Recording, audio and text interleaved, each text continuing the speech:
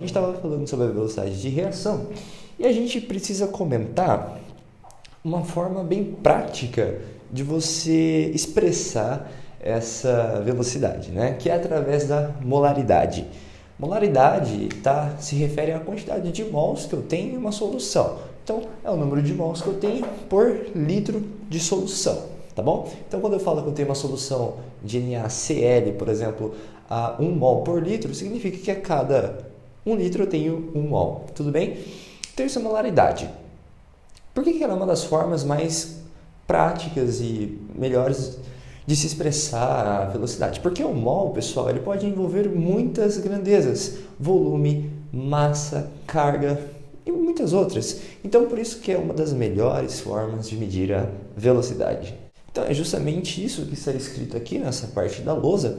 Eu representei aqui uma equação bem simplesinha, uma reação aqui que ocorre entre dois reagentes, A e B, formando dois produtos, C e D. Lembrando que em verde estão os coeficientes estequiométricos da reação. Então, uma coisa que é interessante da gente entender é que existe uma velocidade média que representa aí essa reação. Como assim? Ora, para uma reação acontecer, eu não posso ter uma discrepância, né, entre as velocidades. Não tem como eu consumir uma quantidade X enquanto eu formo uma quantidade muito acima ou muito menor do que eu consumi. Por quê? A lei de Lavoisier, né, pessoal? Na natureza nada se cria, nada se perde, né? Tudo se transforma. Então, conservação das massas aí, né? Então, por isso que geralmente as velocidades elas precisam ter uma equivalência. Então, quando eu coloco uma reação, a velocidade de consumo dos reagentes precisa ser uma velocidade média equivalente à velocidade de formação desses produtos. E só retomando o que a gente comentou, né, pessoal, sobre a variação do número de mols, se aplica aqui também a variação da molaridade. Por quê?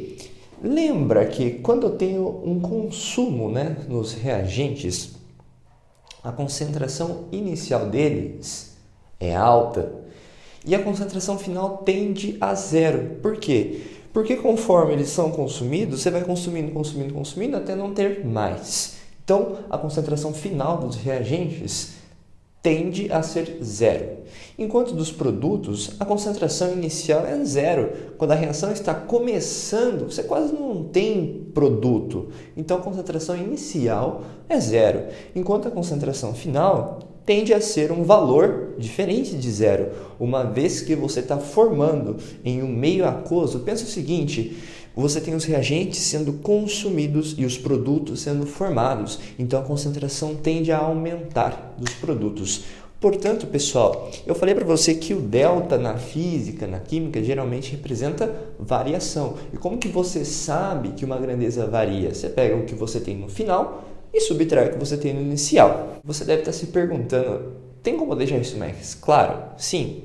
Pensa o seguinte, variação, pessoal, qualquer tipo de variação é o final, beleza? Menos o inicial. Se eu estou falando da variação da concentração, eu preciso pegar a concentração final e subtrair a concentração inicial. Lembra que eu falei para você que a concentração final dos reagentes tende a ser zero? Então, a gente põe um zero aqui, menos a concentração inicial. Supondo que eu tenha 10 mols por litro de concentração inicial. Fica 0 menos 10. Essa variação dá negativa. Você deve estar se perguntando, né? Porque deu menos 10. Por que dá uma variação negativa? Então, pessoal, justamente por isso, na hora que a gente vai expressar a velocidade média de consumo dos reagentes, obviamente, a gente sempre põe um negativo na frente da fórmula, justamente para ficar positivo, para ficar fácil de você interpretar isso. O que significa, então, a velocidade média de consumo do reagente A? Significa que, pelo fato da variação da molaridade ser negativa, você põe um sinal negativo aqui na frente, porque negativo com negativo dá positivo. Então, o que vai significar isso? Que eu consumi tanto mol por litro em um intervalo de tempo.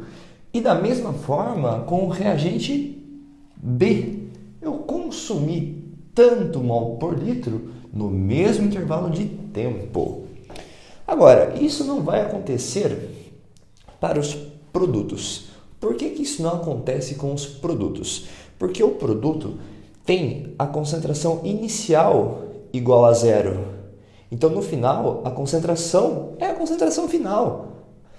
Logo, pessoal, você tem uma variação positiva. Se ela é positiva, eu não preciso colocar nenhum sinal de mais ou de menos. É só deixar do jeito que está. Tranquilo, pessoal? Então, lá, lembrando que é velocidade de formação, que nós estamos falando de produtos. Agora, pessoal, como eu falei da velocidade média, eu disse que precisa ter uma equivalência entre o que é consumido e do que é formado, né? Então, uma velocidade que relaciona reagentes, que são consumidos, com os produtos formados. Essa velocidade média está aqui, ó, equação da velocidade média, cuidado, tá? Velocidade média de uma reação, tá? Então, você deve estar falando, nossa, meu Deus do céu, o que é isso? Meu, é fácil. A velocidade média, beleza? De uma reação, ela é o seguinte. Bom, primeiro, aqui você está vendo que tem um sinal negativo, então eu estou falando de quem? De reagente, né, pessoal? Olha lá, sinal negativo. Menos a variação, delta, da concentração molar de A. Lembrando, pessoal, que toda vez que eu tenho esse colchetes, eu estou falando de concentração. Então, delta colchetes de X significa variação da molaridade da concentração molar de X. Então, perceba que aqui eu tenho um sinal negativo para quê? Porque como a variação é negativa, eu preciso deixar positivo. Então, olha lá, menos a variação da concentração do reagente quem? Do reagente A, pessoal. Olha aqui, reagente A. Sobre o intervalo de tempo, né?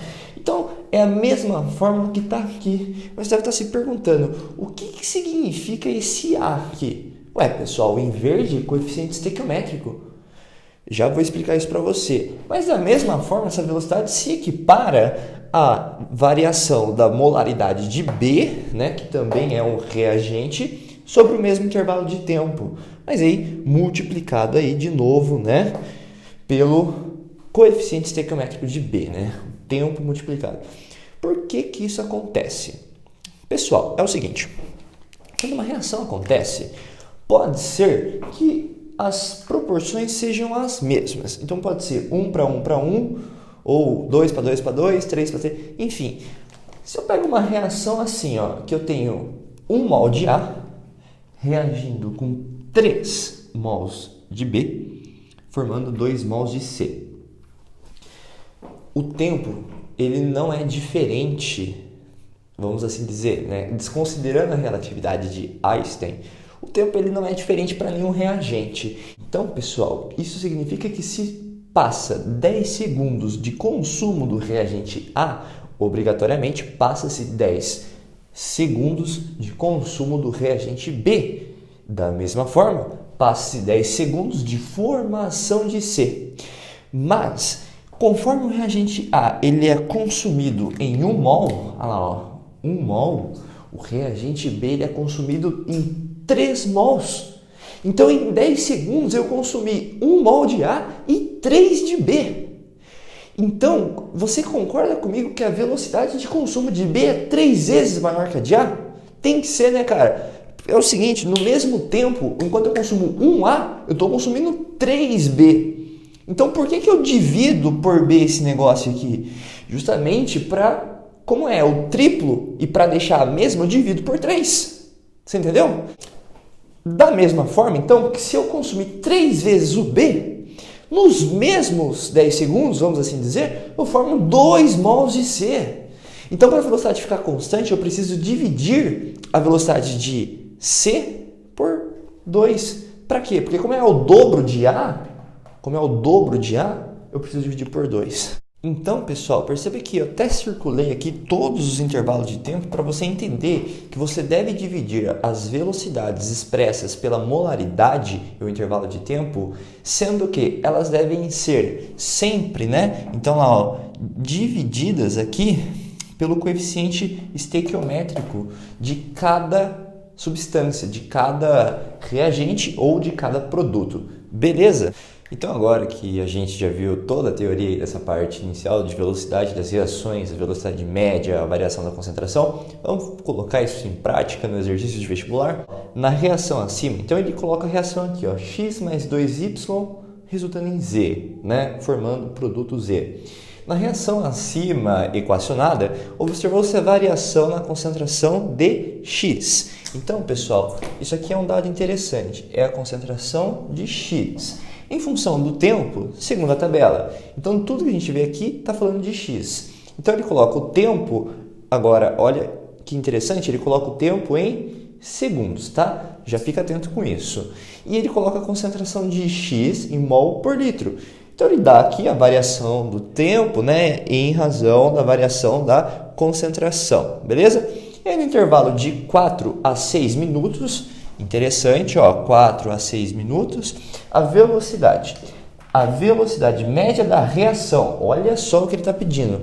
Ele está pedindo, ó, vou até colocar em azul, ele quer a velocidade média da reação. Então, ele não quer somente a velocidade de um ou de outro, ele quer a velocidade média da reação. Então, pessoal, vamos fazer a resolução aqui desse lado. A gente vai precisar entender o seguinte: 4 a 6 minutos. Pessoal, como é que você vai identificar onde que está 4 minutos aqui, ó? Bom, se você pega o tempo em segundos e divide por 60, não é assim? Ou você faz uma regra de 3, né, pessoal? Tipo assim, 1 minuto, 60 segundos. Aí você pega qualquer tempo aqui, tipo 240 segundos e chama de x, né? Perceba que aqui, ó, foi vezes 4, né, pessoal? Vezes 4. Então, aqui tem que ser vezes 4. Então, esse x vai dar 4 minutos. Então, isso significa que 4 minutos é 240 segundos. Se você fazer a mesma coisa, só que com 360, você vai chegar em 6 minutos, tá bom? Então, tá aí o processo para você transformar. Então, ele está falando de 240 a 360. A gente só identificou, mas a gente não vai fazer nenhuma conta com o tempo, você já vai entender. Pessoal, de 4 minutos a 6, você concorda comigo que a variação de tempo é de 6 menos 4, o tempo final, menos o tempo inicial. 6 menos 4, 2. 2 minutos é o intervalo de tempo. Show de bola. Vamos expressar a velocidade, tá? Lembra, pessoal, que velocidade é a variação da concentração de x, beleza? Por intervalo de tempo. Só que x, pessoal, é reagente. A concentração, ou melhor, a variação da concentração de x tende a ser negativa. Por isso a gente põe um sinal negativo para ficar positivo. Então vamos continuar a resolução. Concentração, variação da concentração. É a concentração de x final menos a concentração de x, beleza?